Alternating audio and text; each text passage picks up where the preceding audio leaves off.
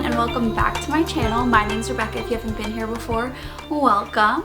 At this point you should all know why you're here, because it is the amazing time of year again when they drop a new season of Hulu's Only Murders in the Building. So if you're watching this video, you are probably a fan of the show like I am. And I am super into deep diving into the episodes and kind of organizing the clues and seeing if I can guess who the killer is before the end of the season. So if you want to help me out, then stick around, watch the video. We'll be doing a little bit of like a recap summary / going through each clue that I found while watching the episode. But before we get into it, if you haven't watched episode 1 of season 3, then do not watch this video unless you're down to watch spoilers. I have 2 other seasons which I will link up above, and you can go watch me break down the episodes of season 1 and season 2 if you are interested. But if you have watched episode 1 of season 3, then stick around, I guess. I don't know. You chose this video. Ow! Mike. Okay. Before we get into the video, now you've thrown me off. You've thrown me off. This is what I get. Gotcha. Before we get into the video, make sure that you subscribe, hit the like button, share, comment, all those YouTube-y things. I'm trying to hit 1,000 subscribers before the end of the season, and all of those things really help me get towards that goal, and then I get monetized and it's this whole thing. But it would be really fun to do this for money from YouTube. Anyway, let's get into the video and talk about episode 1. So, to begin, the first thing that I wanted to bring up is that we know that Charles says to Ben before he gets on stage and dies that he says, stay away from her. And Ben says, you know, what are you going to do about it? How are you going to make me stay away from her? And Charles says, Ben, I know what you did. And then he kind of walks away mysteriously. So we know that Charles and Ben have beef. We're not really sure why, but we do know that something went on there. We don't know who her is. Stay away from her. Is Ben coming on to Mabel? Is he talking about somebody else that Ben had a relationship with? Is he talking about Lucy? And I mean, Ben's too old for Lucy, but maybe some sort of like familial ties. Like who is she, and why does Charles want Ben to stay away from her? So that's the first question we have. Then this show kind of opens showing Loretta. She's like a young girl and she's watching this play with the song The Sweetest Sound. So it's like the song opening. It was written by Richard Rodgers for the musical No Strings Attached. So I did look into the musical because I was just curious what the premise was. It didn't seem like anything crazy. It doesn't seem to have like a ton of premise, and it doesn't seem to have a ton of relationship towards Only Murders, but sometimes they do put things in there that relate. So basically the gist of the whole beginning scene is that Loretta has always wanted to be on stage. She's always been told no until now. So we watch her audition, we watch Oliver say, where have you been? She's getting her moment here. We continue through the show, the episode, and we see that she's really bad at table reads, and Ben actually calls her a stinkeroonie and says that he wants to give her the bootay. So Oliver, of course, says, no, we need to give her a chance. Like, he saw how incredible she was on stage. But is it possible that Loretta knew that Ben tried to get her kicked off of her first ever Broadway show and she wanted a little revenge? Maybe. We also see Loretta read this scene. I don't know if it's from a real play. If you do know, put it in the comments down below, because I'd be curious if it's like a scene from something that actually is written and exists other than Death Rattle. But she reads this really compelling scene about how she's a nanny, and she basically asks the question, would you kill to protect the children in your charge? And she says yes, unequivocally. I would definitely kill for them. She basically says that she feels like a mother figure to them and that she would protect them under like any circumstances. So this is kind of a darker, scary scene in a sense. So I did actually have one of you reach out to me who I love to chat to. They're at Fresh Tiki Bar on Instagram. If you want to follow them, I'll drop it down below. They basically said that they feel like that scene relates to Loretta as a child and like her possibly being willing to kill to protect the childhood version of herself, because the childhood version of herself always wanted to be in plays and was doing everything that she could to, you know, make it as a star. And now she's an adult and she's finally made it. And she has this scene where she talks about like protecting children and doing anything, even killing for them. So maybe she is protecting her childhood, her inner child, by killing to be on stage, protecting her dreams. So I thought that was really interesting, but like, all credit to you. I really loved that, and I think that that could potentially be a reason why Loretta murdered Ben. Do we know that? No, obviously not. It's episode 1, but I thought that that was really interesting. So then we also see that, and this is just a little like fun thing, but Howard and his cat are the new bunny and her dog. So at the like beginning credits, we see Howard walk past with his little cat, Sevelin, and so I just thought that was a really cute thing. So as we go on in the episode, Mabel brings up that it's possibly poisoning. The big question is why? Who is being sabotaged here in this episode? So is it Oliver and his show? Is someone going after Oliver? Is the person going after Ben because he was, you know, a narcissistic celebrity? Is it, you know, going after the show because they don't want it to exist? Like, who is being hurt here? And who's doing the hurting, and what would they gain from it is really the question. So just to continue, they're about to the table reading. We see Dickie and Ben come in. Dickie is Ben's brother and assistant. We learn that Ben is living in Amy Schumer's apartment where Sting used to live, so he's in the penthouse suite. And like I said, he wants Loretta gone. He's just not feeling like she's good for the show. So later on, you know, Ben has died on stage. This is post, you know, opening night show, and they're all pretty traumatized. They're going back to Oliver's to do like the cast party / talk about what just happened. The elevator is broken, which is something that's kind of notable because it's just unusual and weird. And they're only allowing 7 people in the elevator at a time in the working one. So it's the one in the middle, I believe, that's broken. We hear a couple of different things as people are walking around the cast party. One is that Charles is relieved that the show is over because he says he couldn't handle 8 shows a week. So there's, you know, maybe a little motive there. We see Oliver and Loretta kind of like getting along, and we kind of see like, is there a romance aspect here? Like, they seem kind of like flirty. And we even hear Loretta say, you know, now that the show's over, we don't have to be, you know, in this co-working space. Maybe we could bring this to the next level. Like maybe there could be a little bit of a romance here. So maybe that's a motive for, you know, wanting the show to be over. Loretta's in love. She wants to be with Oliver, but she can't because of, you know, the rules of the show. He'd basically be her boss. That'd be a little weird.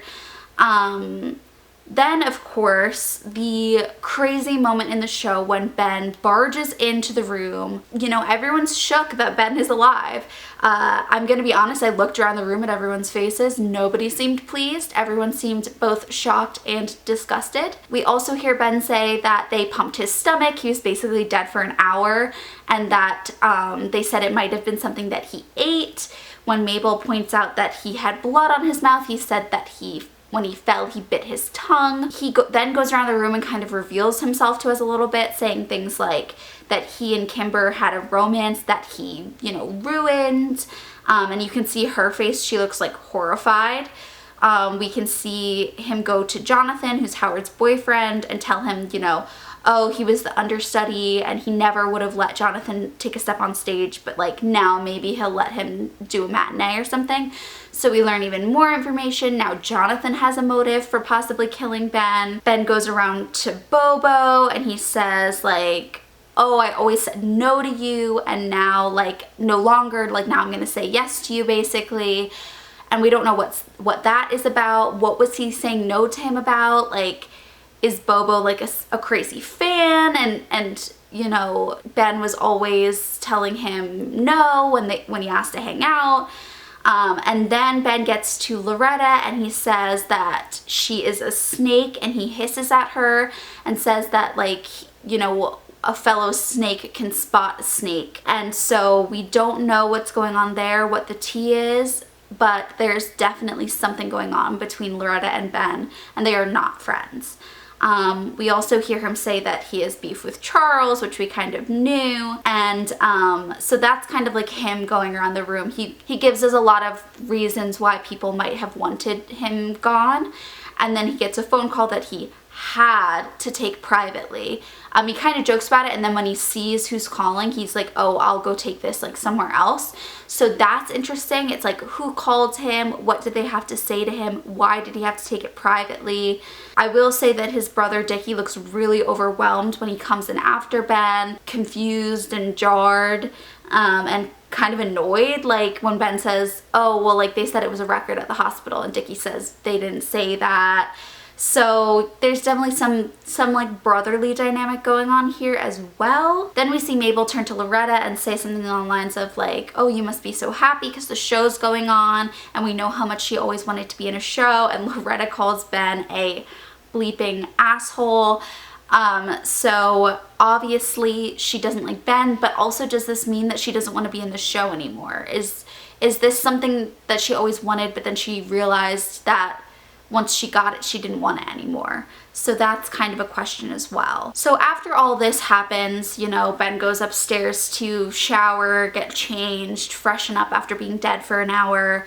We do see a little bit more into the trio's dynamic. Mabel continues back into her apartment, which is stunning. And we do notice this vibe that she's feeling left out. She, you know, hasn't been a part of the cast. She hasn't worked on the show, so she isn't a part of Death Rattle. And so Oliver and Charles have really spent a lot of time together, and she's really kind of been left to the wayside. So we can see that she's feeling some type of way.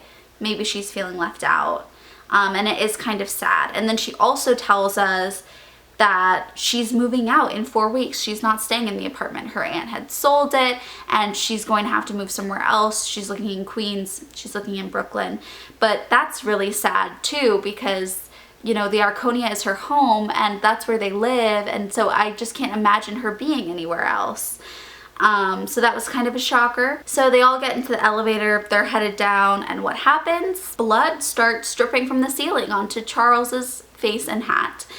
And we're like, what the heck's going on? This is the newly repaired elevator, like it just got fixed. They decide to risk it and step on, you know, big mistake.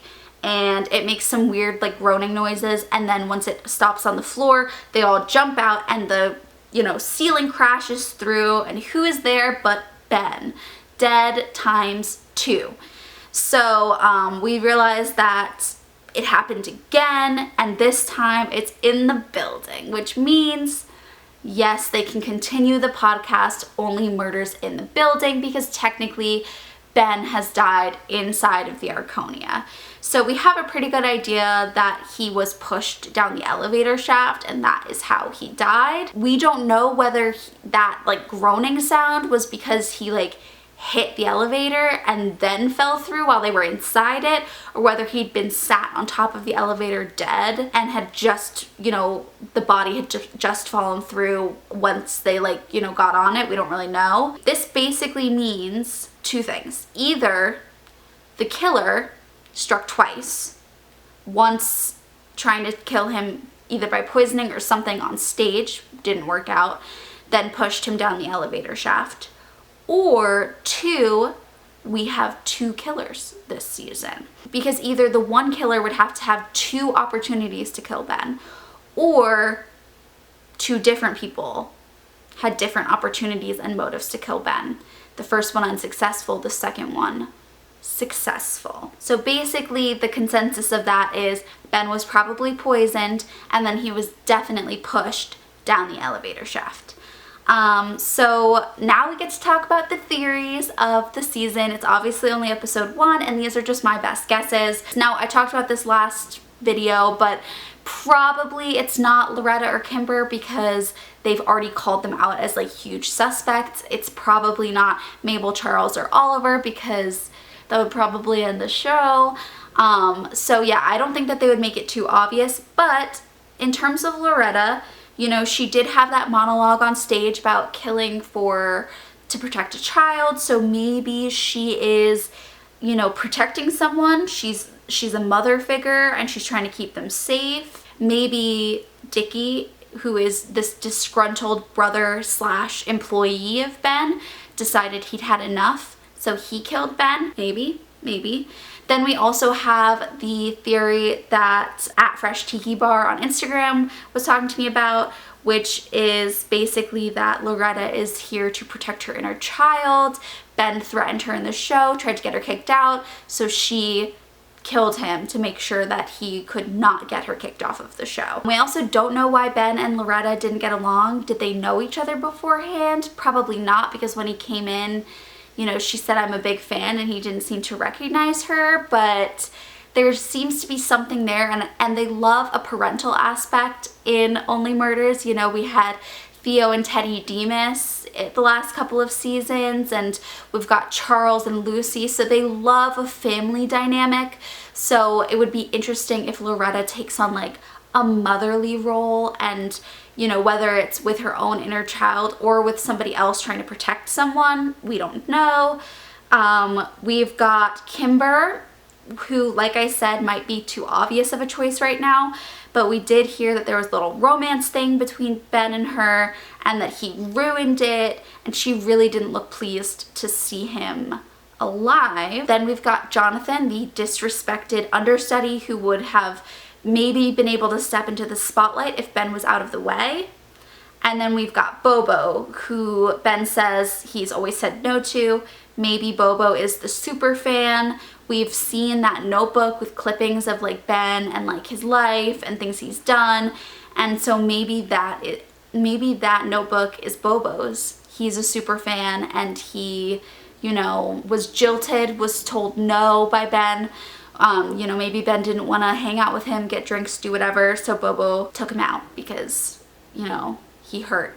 Would that be a little redundant? Possibly, because we've had super fans before, but I think that all of these people are great options for the possible murderer, and I do think that they usually show us the murderer within the first 6 episodes of the show. So it'll be interesting to see. Like, I think that we met Jan within the first couple of episodes of the show. We obviously knew Poppy from the first season, but she was definitely more involved in the second season. So is it possible we haven't met the murderer yet? Maybe, but I think it's also very plausible that it's a character that we do have some sort of relationship or who has been introduced.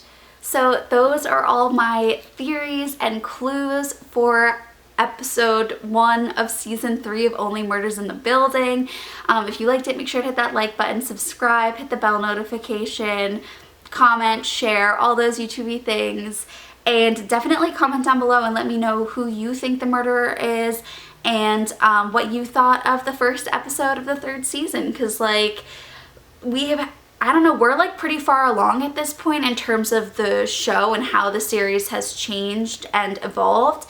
So I'd love to hear what you think. Do you like it? Do you not like it? Who's your favorite character? Let me know in the comments down below. So I will see you guys next time with another video for season 3, episode 2 of Hulu's Only Murders in the Building. Love you guys. Bye.